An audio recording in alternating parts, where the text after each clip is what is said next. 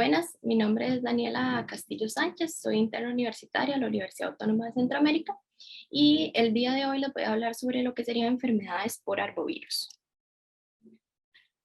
A medida de introducción, vamos a tener que es un problema a nivel mundial en las cuales necesitan una vigilancia y una prevención tanto de los vectores como de lo que serían los instrumentos que son vía de desarrollo de estos mosquitos. Vamos a tener que el dengue es la más común de las tres que vamos a hablar, de chikungunya y Zika, y vamos a tener que 390 millones de infecciones estimadas, 100 millones de casos anuales, es una proporción pequeña de estos casos los que progresan a un dengue grave. En lo que sería aproximadamente 1 de cada 2.000 casos de dengue causan la muerte, y tenemos que la tasa de letalidad es del 10% a menos 0,1% si se actúa rápidamente y de manera efectiva. Y vamos a tener que tiene una rápida propagación del virus del chikungunya y el brote del Zika en países latinoamericanos, especialmente lo que sería México. En lo que sería la OMS se describió en 1967 que es un grupo de virus que existe en la naturaleza principalmente debido a que sería una transmisión biológica entre lo que serían los huéspedes vertebrados susceptibles por artrópodos hematófagos, y se le dice que son virus llevados o transmitidos por artrópodos. Es decir, ¿por qué estas enfermedades por arbovirus son tan difíciles de controlar y tan difíciles de prevenir? Porque requieren una vigilancia estricta a guardia tanto de los vectores, que son los transmitores, los que transmiten, como de lo que serían los recipientes y todas las demás cosas que vamos a ver más adelante. Y vamos a tener que hacer un grupo taxonómicamente heterogéneo de más de 500 virus, y de estos 150 son los que ocasionan enfermedad en el hombre. Vamos a tener que las podemos dividir en tres, bueno, son tres familias, pero lo podemos clasificar por familia o por el síndrome que producen. En familia vamos a tener el Flaviviridae, que es donde están las dos que vamos a hablar el día de hoy, el dengue y lo que sería el virus de Zika, y en la familia de arbovirus de Togaviridae es donde tenemos lo que sería el virus de chikungunya. Y si lo clasificamos por los síndromes que dan, perdón, por las patologías que dan, vamos a tener que fiebres y mialgias es donde tenemos lo que sería el dengue y el Zika. Además tenemos al dengue en la fiebre hemorrágica y las artritis y exantemas más que todo en el chikungunya. En lo que serían los vectores, bueno, vamos a tener que son transmitidas, como dijimos anteriormente, por artrópodos, entre esos están las garrapatas, los mosquitos y las pulgas. En este caso, las tres enfermedades de las cuales vamos a hablar son transmitidas por mosquitos, especialmente la Aedes aegypti y Aedes albopictus, donde tenemos que nos transmiten lo que sería el virus del Zika, el virus del dengue y el virus del chikungunya. Y aquí tenemos cómo es que se ven el Aedes aegypti, el Aedes albopictus, y donde vemos a mano derecha en la imagen superior, vemos la diferencia entre estas dos, donde vemos que a nivel del abdomen y de la cabecita podemos ver diferentes características, y de esta manera, de cierta manera, diferenciarlos. Y el que está abajito a la derecha, tenemos el Aedes vigilax, que es muy frecuente en lo que sería como un vector de chikungunya. En lo que serían los factores sociales y económicos, así como ambientales, que inciden directamente en la evolución y mecanismos de adaptación de diferentes vectores, vamos a tener lo que sería el cambio climático. El cambio climático se sabe, pues, en lo que investigué, hablaba sobre que un aumento del 1 al 2% o a 2 grados centígrados de lo que sería la temperatura global, ayudan a que se extiendan de manera, que se extiendan lo que serían los territorios donde estos insectos, en especial los mosquitos, se desarrollan. El crecimiento poblacional, lo que sería la deforestación y la urbanización. Esto hace referencia a que de la mano de estas dos va a ir lo que sería la disminución de agua potable, y esto va a generar que las personas tengan que almacenar ya sea agua para bañarse, agua para tomar en diferentes recipientes. Muchos de esos pueden estar alejados de las casas y pueden tener una vigilancia pobre, entonces pueden favorecer a lo que sería el desarrollo o al cultivo de lo que serían el crecimiento de los mosquitos.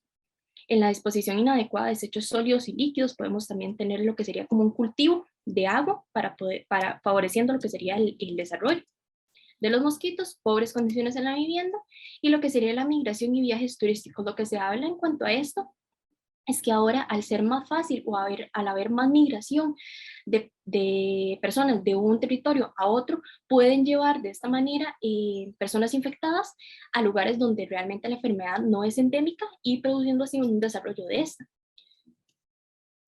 Entrando un poquito con lo que sería el dengue, bueno, vamos a hablar sobre lo que serían las generalidades, la patogenia, la epidemiología, manifestaciones clínicas, lo que serían los hallazgos de laboratorio, diagnóstico y lo que sería el tratamiento.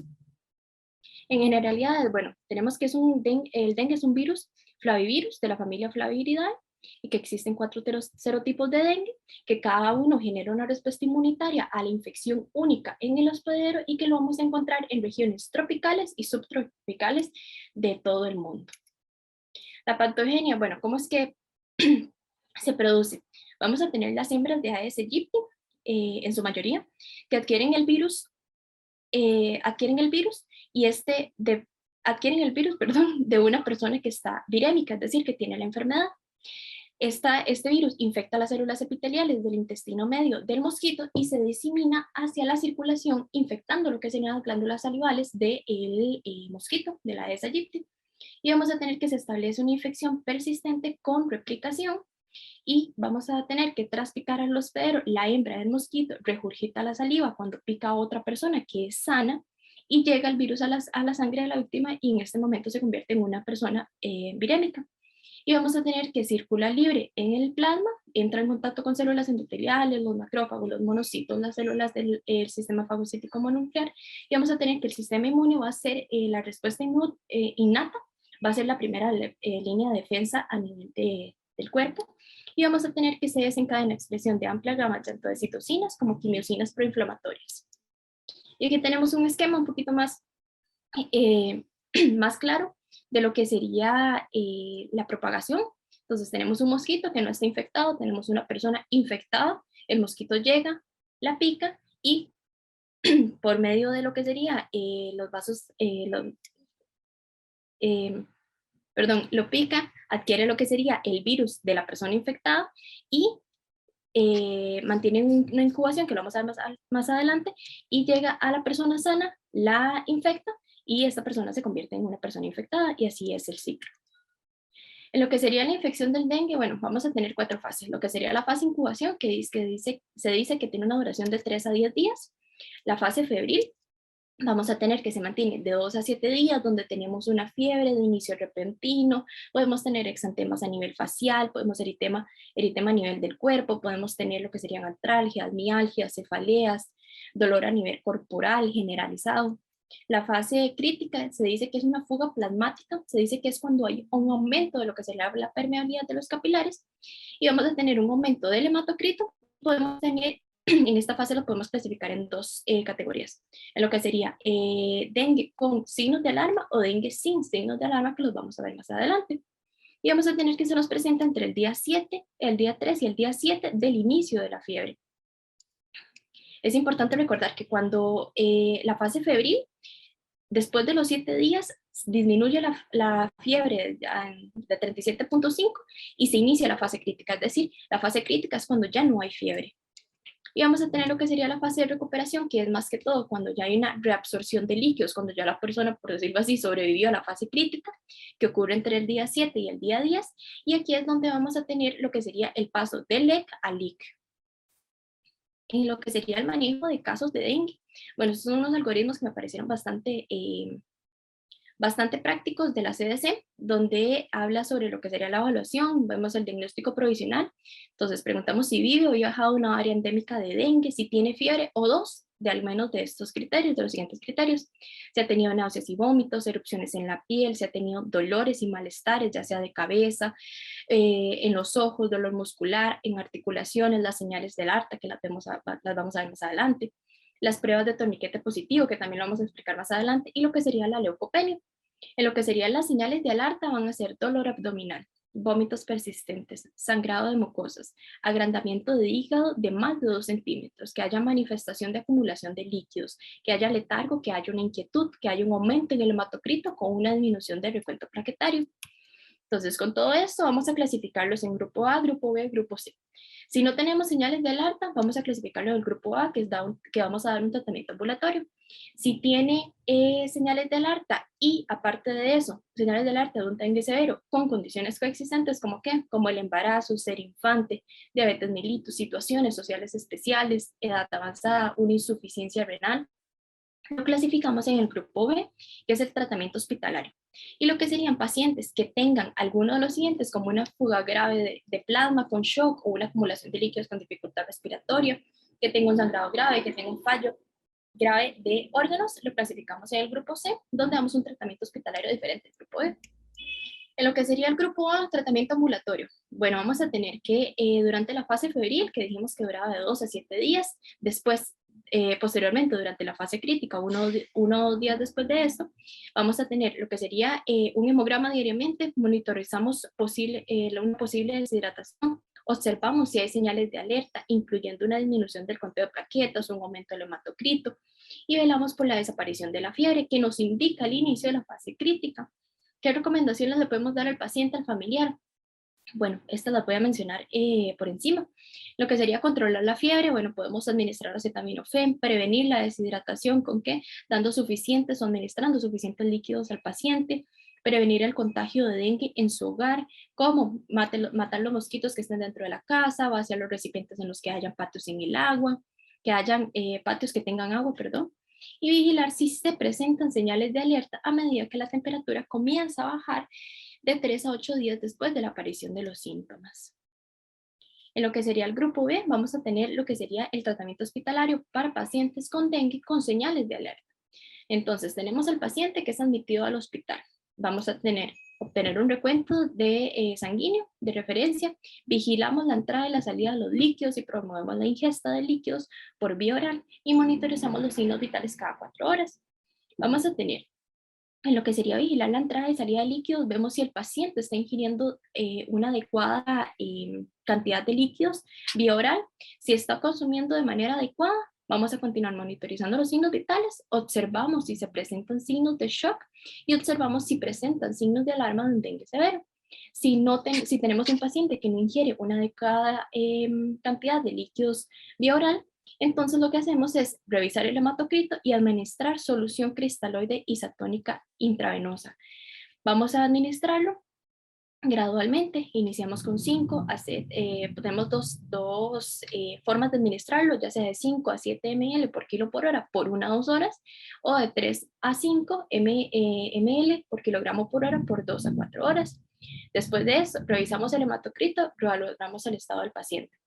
Tenemos un paciente que está estable, tenemos un paciente que tiene cambios, sin cambios en el hematocrito, entonces continuamos con 2 a 3 ml por kilo por hora de cristaloides isotónicos por 2 a 4 horas. Volvemos a revisar el hematocrito, reevaluamos el estado del paciente. Si no tenemos un paciente que está estable clínicamente y si tenemos cambios en el hematocrito, aumentamos la dosis de los cristaloides isotónicos de 5 a 10 ml por kilo por hora por 1 a 2 horas y volvemos de igual manera a revisar lo que sería el hematocrito, reevaluamos el estado clínico del paciente. Si el paciente después de estas medidas que tomamos está mejorando, entonces lo que hacemos es ir reduciendo de manera gradual lo que serían las soluciones cristaloides. Entonces podemos hacer de 5 a 10 ml por kilo por hora, de 3 a 5 ml por kilo por hora y de 2 a 3 ml por kilo por hora por 2 a 4 horas. Si el paciente no está mejorando, entonces se siguen lo que serían los pasos para el tratamiento de emergencia del grupo C. Y esto sería lo que sería el grupo C, el tratamiento de pacientes con dengue en shock compensado. Este material junto con lo que sería el shock hipotensivo se los voy a facilitar y al terminado el seminario. En lo que sería la epidemiología, bueno, vamos a tener que el dengue es una enfermedad preemergente, es de las más importantes del mundo actual. Origina de 50 a 100 millones de casos anuales en más de 100 países. En la mayoría se manifiesta como un cuadro gripal o febril indiferenciado y en más de 500.000 pacientes como un dengue hemorrágico. Causa alrededor de 24.000 defunciones al año y en gran parte en niños. Y vamos a tener que actualmente la enfermedad es endémica en más de 100 países, ya sea de África, América, Mediterráneo Oriental, Asia Sudoriental y Pacífico Oriental. Y vamos a tener que antes de 1981 el dengue era considerado un problema de salud pública del continente asiático.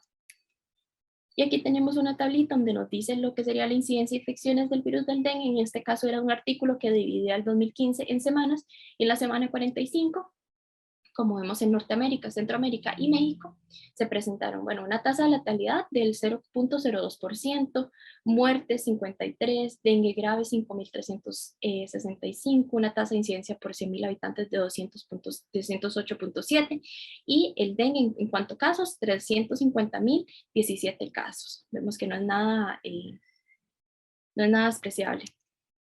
En las manifestaciones clínicas, bueno, vamos a tener varias presentaciones clínicas, pero sin embargo no podemos saber cómo es que se va a desarrollar en cada persona, no siempre es de la misma manera.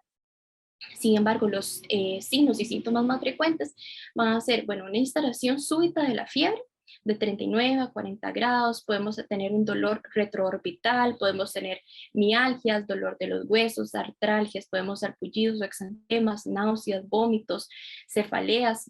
Además, puede presentar prurito, anorexia y diarrea. En las que serían las manifestaciones hemorrágicas, que como vimos anteriormente, gran cantidad de la población muere a causa de estas manifestaciones o este avance del dengue, vamos a tener una trombocitopenia de menos de 100.000 plaquetas por milímetro cúbico, una hemoconcentración, y podemos tener uno más de derrame pleural, ascitis o un incremento en el hematocrito. Vamos a tener que estas manifestaciones inician de 3 a 7 días después del inicio de la enfermedad, y tenemos una prueba de torniquete positiva, petequias, equimosis, epistaxis, gingivorragia, sangrados uterinos, sangrado en el tubo digestivo alto.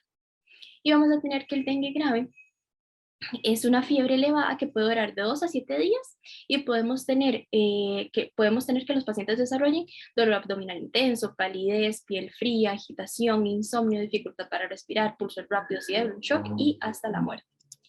En lo que sería la prueba de torniquete, que fue la que mencioné anteriormente, bueno, esta prueba lo que valora es la fragilidad capilar.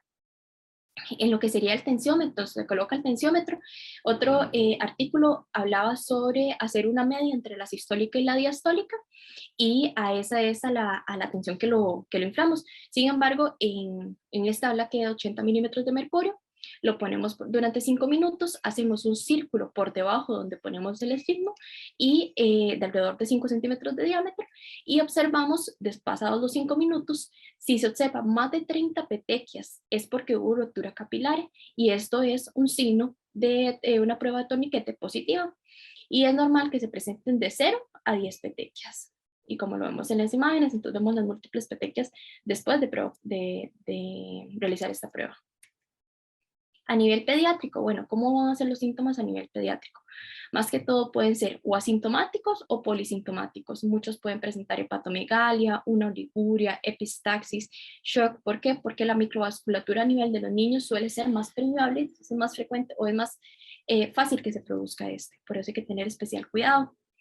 A nivel de los daños renales que pueden presentar los pacientes con dengue, podemos tener elevaciones de los niveles de creatinina, podemos tener síndrome urémico hemolítico, un daño renal agudo, podemos tener proteinuria, síndrome nefrótico, una glomerulopatía. Y a nivel de los síntomas o la clínica a nivel nerviosa, se produce un 3 o un 6%, es bastante poco. Sin embargo, pueden producir encefalopatía, encefalitis, el síndrome de Guillain-Barré, mielitis transversa, una encefalomielitis diseminada aguda, pueden ser algunas de estas. En lo que serían los hallazgos de laboratorio para dengue, bueno, podemos tener una trombocitopenia, menos de 150.000 plaquetas, una leucopenia, menos de 4.000 leucocitos por milímetro cúbico. A nivel de la función hepática, podemos tener elevaciones de las transaminasas. A nivel del dengue grave, podemos tener un aumento en el hematocrito. A nivel de pruebas de coagulación, podemos tener pruebas de coagulación anormales, podemos tener una hiponatremia, podemos tener lo que sería un aumento más de lo que sería la AST que la ALT, y podemos tener una relativa linfocitosis. Tenemos niveles incrementados de urea y de creatinina, bajos niveles de C3, y podemos tener alteraciones a nivel de orina como una proteinuria, una hematuria, una leucocituria. Y vamos a tener lo que sería una comparación entre las características clínicas del virus del dengue y el virus del chikungunya, que es el que vamos a hablar más adelante. En lo que serían los principales, donde tenemos 3 cruces, vamos a tener, bueno, la fiebre con 2 cruces mayor a 39 grados centígrados, luego una leucopenia, una neutropenia, linfopenia y una trombocitopenia marcada a nivel de la infección por este virus. El diagnóstico, ¿cómo se establece? Bueno, hay diferentes técnicas de laboratorio. Una de esas es el aislamiento del virus, otra es una reacción de cadena polimerasa con transcriptasa inversa, que nos ayuda durante las etapas tempranas de la infección. Tenemos el S1, el ELISA, que es una alternativa útil, y más que la reacción en cadena de la polimerasa en fases agudas, y vamos a tener lo que sería el ELISA específico para IgM, que es una buena opción en un periodo más que todo de convalecencia, que sabemos que la IgM es más que todo de algo pasado, algo agudo. Y vamos a tener lo que sería el tratamiento. El tratamiento se basa más que todo en el tratamiento sintomático, de soporte, de reposo, de educación al paciente, acetaminofén o paracetamol para ya sea el alivio de la fiebre y el dolor. No se recomienda el uso de AINES debido a un riesgo de sangrado. No se debe dar aspirina, más que todo en niños menores de 12 años por la alta incidencia de producir un síndrome de Reye. Beber grandes cantidades de líquidos para poder reponer de esa manera. Los cristaloides es una opción preferida por la que sería por su preferida debido a su eficacia, bajo costo y amplia disponibilidad. Y vamos a tener diferentes agentes antivirales como lo sería la cloroquina, la valapavir y el salgocivir. Algunos más de lo que sería el tratamiento, el uso de corticosteroides como prednisolona en etapas tempranas del dengue en niños a dosis de 2 miligramos por kilo es bastante segura. La transfusión de plaquetas de ser necesario. La hemorragia grave interna o externa podemos tratarla con transfusiones de 5 a 10 ml por kilo en paquetes globulares o de 10 a 20 de ml por kilo de sangre total. Y vamos a tener lo que sería la vacuna contra el dengue, que presenta 64% de eficacia de prevenir la enfermedad, el 80% de prevenir una hospitalización y el 95% de prevenir casos de dengue grave, y aquí la tenemos en imagen. En lo que serían los pilares del tratamiento en la fase crítica, vamos a tener una supervisión cercana, tanto del paciente como de todos los vectores alrededor, una detección temprana, la historia clínica, preguntar si alguien ha padecido de eso, si la persona ha notado que hay alrededor, ya sea en la comunidad, posibles criaderos, si vive a la par de un río, el manejo oportuno, y esto es lo que nos da un tratamiento exitoso. Y bueno, esta es una imagen de lo que sería el Ministerio de Salud, donde nos menciona que el primer responsable de prevenir el dengue somos nosotros. Ahora seguimos con lo que sería el chikungunya. Vamos a hablar sobre lo que serían generalidades, patogenia, epidemiología, manifestaciones clínicas, hallazgos de laboratorio, diagnóstico y tratamiento. En las generalidades, bueno, de igual manera que el dengue es una enfermedad emergente que es transmitida por los mosquitos, y vamos a tener que desde el 2004 ha causado grandes epidemias, provocado considerable morbilidad y sufrimiento. La palabra chikungunya deriva de la palabra maconde, que significa un hombre encorvado, debido a las manifestaciones clínicas o cómo se posicionan las personas al tener este virus, debido a las dolorosas artralgias. Es un virus de ARN que pertenece al género alfavirus de la familia Togaviridae, y vamos a tener que existe como único serotipo que al parecer confiere una inmunidad de por vida a los individuos que se recuperan de la infección. En la patogenia, bueno, es muy parecida a lo que sería la patogenia del dengue. Entonces tenemos que el mosquito adquiere el virus a partir de un huésped virémico. Después de un periodo de incubación extrínseca de 10 días, el mosquito es capaz de transmitir este virus a cada persona que pique. Entonces el virus es introducido a la piel por medio de la picadura, se disemina al torrente sanguíneo de la persona antes sana, y comienzan lo que serían los síntomas después del periodo de incubación intrínseca de 3 a 7 días. Vamos a tener que la transmisión puede ser por picadura del vector, es decir, el mosquito, o por vía transplacentaria, ya sea de una madre virémica a un recién nacido durante el parto. Y vamos a tener que la replicación viral se da más que todo en lo que serían los músculos, las articulaciones, la piel, el hígado, vasos y meninges de los neonatos.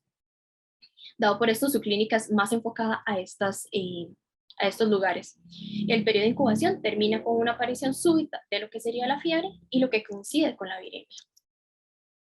Siguiendo un poquitito con lo que sería la patogenia, entonces tenemos que la fiebre dura menos de una semana, hasta que la viremia acaba. En el momento en los que los pacientes producen una inmunidad adaptativa, se caracteriza por los anticuerpos IgM, antivirus de chikungunya, y vamos a tener que el virus no es considerado neurotrópico, es decir, que no es afín o que no le gusta tanto lo que sería el sistema nervioso.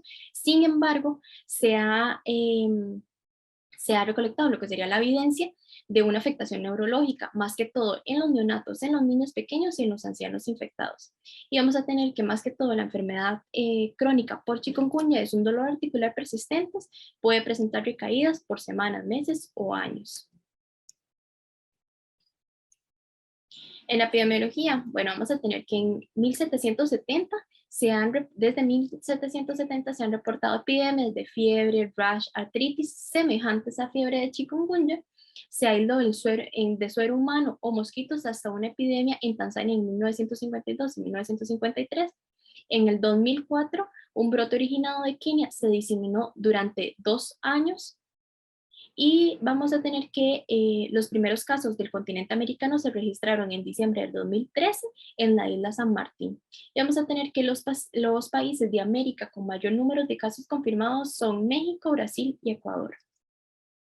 Y este es un cuadro donde habla más o menos de las incidencias, un poquito de las incidencias, y de igual manera en la semana 49 del 2015, donde vemos que Centroamérica tuvo casos autóctonos de 4.673, casos importados un 17, y la tasa de, y las muertes fueron 3.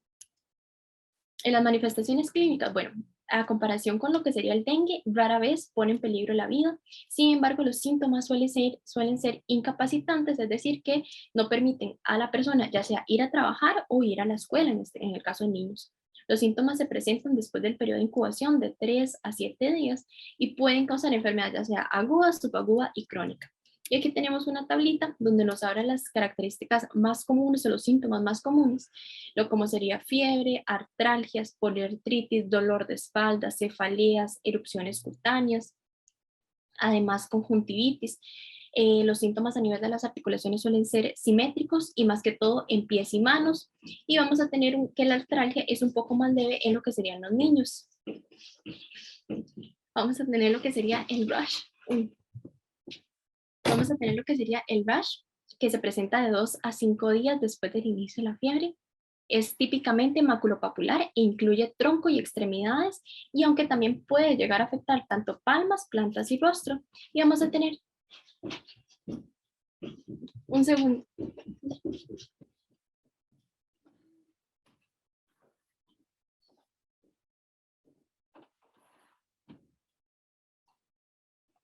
Perdón.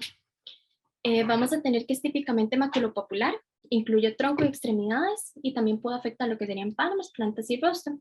Y vamos a tener que en niños pequeños las lesiones vesículo-bulosas son las que son más comunes.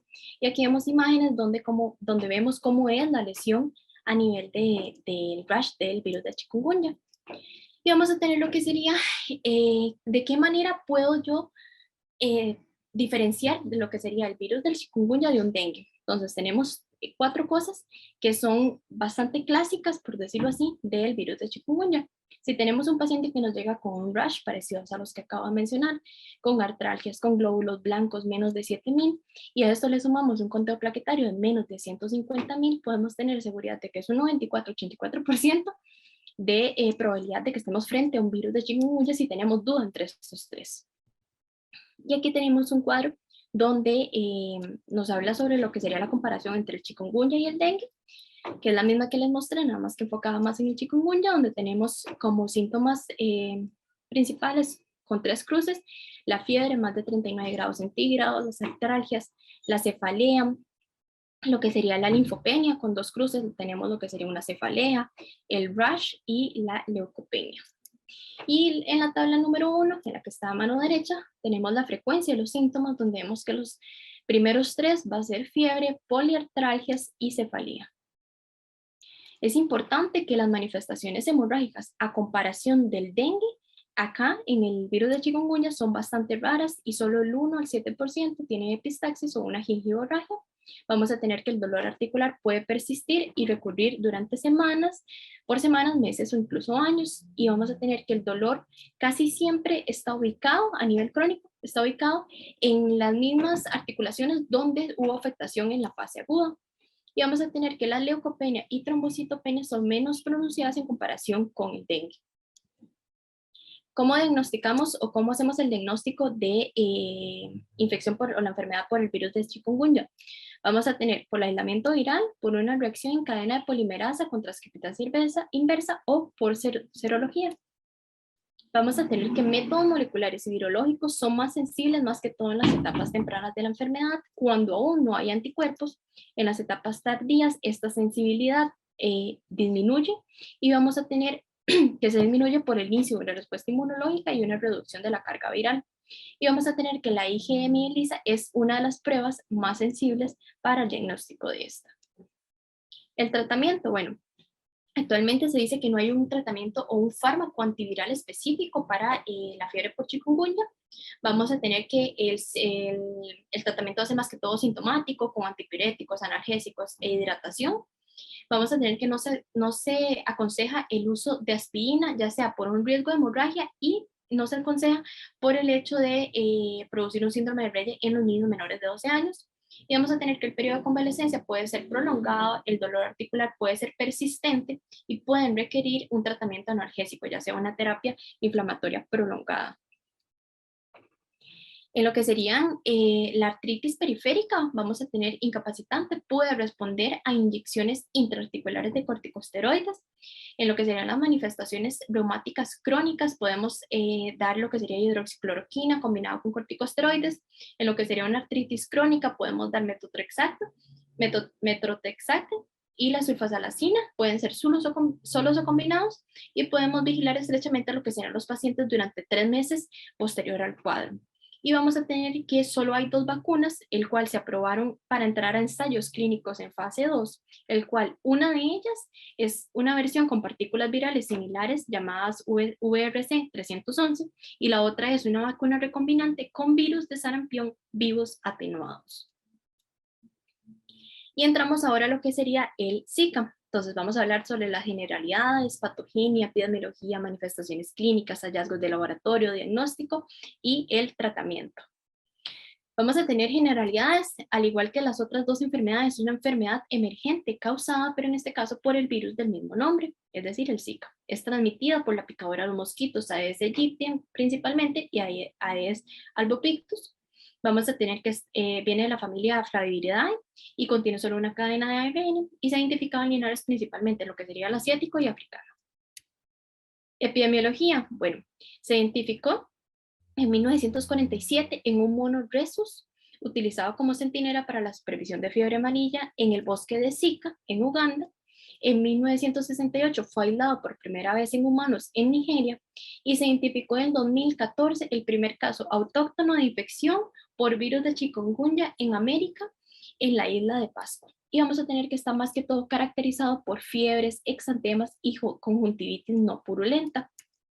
Las manifestaciones clínicas y el laboratorio. Bueno, se dice que 4 de cada 5 pacientes infectados por Zika son asintomáticos, el cual los síntomas se presentan de 3 a 12 días después de la picadura del mosquito. Se dice que es leve, que es autolimitada y tiene una duración de 2 a 7 días. Vamos a tener lo que sería, se dice que en casi todos los pacientes presentan exantemas y prurito, fiebre en un 75% de ellos y un 25% mayor a 39 grados. También podemos tener linfadenopatías mandibulares o cervicales en un 35.5. Y vamos a tener lo que serían los síntomas. Vamos a tener fiebre leves, exantemas, artritis en pies y manos, conjuntivitis no purulenta, edema en miembros inferiores. Puede presentar vómitos, dolor abdominal, vértigo, dolor retroocular, cefaleas y mialgias, siendo los que están en color amarillo los más frecuentes en esta enfermedad. Y vamos a tener que, al contrario de lo que sería el chikungunya y dengue, que son las 2 anteriores que he mencionado, no es común ni la hemorragia, no tiene leucopenia, trombocitopenia ni hepatomegalia. Vamos a tener que a nivel neurológico, las complicaciones neurológicas y autoinmunitarias, y podemos tener malformaciones congénitas como la microcefalia, que lo vamos a ver más adelante, y vamos a tener que es infrecuente que el Zika cause la muerte en comparación a las 2 que hemos hablado, especialmente en el dengue. En lo que sería la asociación con microcefalia y afectación del sistema nervioso, lo que se ha estudiado es en ratones con virus, los inyectan con virus de Zika y se ha dicho que es altamente neurotrópico y lo que hace es una degeneración neuronal y una infiltración celular. Se dice que Brasil ha sido el país azotado con más complicaciones, en este caso con 4.000 nacidos por año con microcefalia. Se ha documentado ya la transmisión sexual del Zika, ya sea por vía sanguínea, por transmisión sexual, por exposición en laboratorio y además se ha aislado en el semen de varios pacientes. Y vamos a tener que la transmisión perinatal se da más que todo en el dengue, en el chikungunya, en el virus del oeste del Nilo, el virus de la fiebre amarilla. Y la transmisión a través de la leche materna se da más que todo en el dengue y en el virus del oeste del Nilo. Sin embargo, vamos a tener consecuencias graves de transmisión materno-fetal en los dos anteriores de los cuales hemos hablado. El virus del chikungunya vamos a tener encefalopatía o una fiebre hemorrágica como consecuencia y el virus del dengue vamos a tener un parto pretérmino, una muerte fetal, un bajo peso al nacer, anomalías fetales, la prematuridad o un sufrimiento fetal agudo. Y estas son algunas imágenes de cómo son los niños que nacen con microcefalia. En lo que serían las autopsias que se han realizado a estos niños, se dice que se presenta más que todo con hidrocefalia, con una atrofia corioretiniana, con calcificaciones distróficas multifocales en la corteza y en la sustancia blanca, con coloboma del iris bilateral o subluxación del cristalino, con inflamación focal leve, con anomalías del nervio óptico, con una microcefalia con agiria casi completa, es decir, que no tienen giros, con pigmentación focal retiniana. Y vamos a tener que las infecciones causantes por microcefalia y las lesiones retinianas son más comunes en el primer o segundo trimestre de embarazo. Y vamos a tener que la amniocentesis es una medida que podemos tomar para poder detectar la infección antes de que el niño nazca. Y vamos a tener acá una imagen a la derecha, donde vemos que las consecuencias es la muerte en útero, o en el caso de nacer con una discapacidad cognitiva y motora, pasa por placenta, llega el niño y produce las afectaciones a nivel neurológica. Y tenemos que un bebé con microcefalia es cuando nacen con una circunferencia encefálica menor a 32 centímetros. El diagnóstico de lo que sería el Zika mayormente es por detección de ARN y muestras de sangre, de igual manera que las anteriores, con reacción en cadena de polimerasa con transcriptasa inversa, ya sea el aislamiento viral en muestras de al menos 5 días iniciados los síntomas, la técnica de amplificación panflavivirus con secuenciación. El periodo virémico en humanos es bastante corto, de 3 a 5 días después de que iniciaron los síntomas, y vamos a tener la viruria, que significa que orinan virus, puede durar más a lo que sería la detección del ARN por la reacción en cadena polimerasa con transcriptasa inversa en orina, que puede ser un método que nos ayude a detectar material genético si ya no lo encontramos en el suero. En lo que sería la fase temprana de la infección, lo que serían los niveles de IgM y IgG son bastante bajos, entonces no es una manera en la cual podamos confirmar el diagnóstico. Y en lo que sería el tratamiento, bueno, vamos a tener que no existe un tratamiento específico para la enfermedad por Zika, vamos a tener que no existe una vacuna, es más que todo sintomático combinado con acetaminofén y antihistamínicos. Vamos a tener que es importante vigilar tanto el riesgo de los síndromes neurológicos, el riesgo de síndromes neurológicos, y prestar atención a lo que serían las mujeres embarazadas y por el hecho de estar asociado con malformaciones fetales, tanto del tubo neural como craneofaciales. Y bueno, esta es una imagen que nos ayuda a, de cierta manera, a ver cuáles son los criaderos de estos mosquitos. Entonces son algunas recomendaciones donde nos dicen que limpiar el patio de objetos que nos sirvan y acumulen agua, ya sea en vasos, botellas. Eliminar agua estancada, ya sea de recipientes, de latas, de botellas, tapar o dar vuelta a los recipientes donde se almacena agua para uso doméstico, reemplazar con tierra o harina el agua de las flores o de las macetas, que a veces se queda estancada, no se cambia y esto puede ser un criadero de mosquitos. Tapar los tanques de agua y cisternas, tirar o perforar llantas que no se usan para que no acumulen agua, y lavar con agua y jabón lo que serían los floreros y los bebederos, perdón. Y esa es una imagen del Ministerio de Salud, el cual muestra, por decirlo así, un esquema o un dibujo de dónde pueden ser los lugares donde puede estarse acumulando agua que nosotros tal vez no tomemos tanto en cuenta y pueden estar produciendo un desarrollo de los mosquitos. Entonces vemos que pueden ser lo que serían los tanques de agua, pueden ser lo que serían recipientes, las llantas, las mismas macetas, las tacitas de los perros o del gato, el agua que no se cambia. Y esta es otra imagen también de lo que sería el Ministerio de Salud, donde nos habla sobre medidas para protegernos, como en zonas del país con alta población de mosquitos, utilizar ropa que cubra más las partes del cuerpo para evitar así la exposición de piel y que nos puedan de cierta manera picar más. El usar repelente en zonas con concentración de mosquitos, utilizar mosquiteros, y a las mujeres evitar al máximo las picadoras de mosquitos, es decir, tal vez aplicar las medidas anteriores, ya sea aplicarse repelente, el uso de condón durante el embarazo para impedir el contagio del virus del Zika por vía sexual, y vamos a tener que el Ministerio de Salud nos dice, los mosquitos les ganamos entre todos y todas. Y este es un cuadro comparativo que me pareció bastante práctico para de esta manera comparar las tres enfermedades de las cuales se habló, donde nos habla primero de lo que sería el dengue, donde nos dice que las cruces o lo más frecuente es que se presente fiebre, mialgias y artralgias, 3 cruces también para leucopenia y trombocitopenia, 2 cruces un rash maculopapular, dolor retroocular y linfadenopatías. En lo que sería el virus del chikungunya tenemos en 3 cruces fiebre, mialgias y artralgias, lo que sería patomegalia, leucopenia y trombocitopenia. Con 2 cruces tenemos un rash maculopapular, un dolor retroocular y lo que serían las linfadenopatías. Y en el virus del Zika vamos a tener 3 cruces para fiebre, vamos a tener edema de extremidades, es bastante frecuente en este, el rash maculopapular, lo que sería la conjuntivitis es bastante frecuente, que era una conjuntivitis no purulenta, y lo que sería el 2 cruces vamos a tener mialgias y artralgias.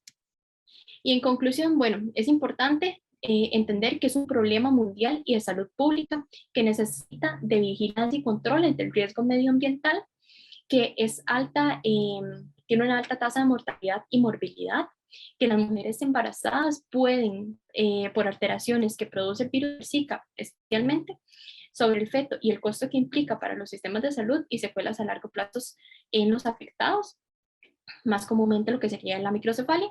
La prevención es la mejor medida ante el Zika, bueno, en este caso ante el Zika, el chikungunya y lo que sería el dengue.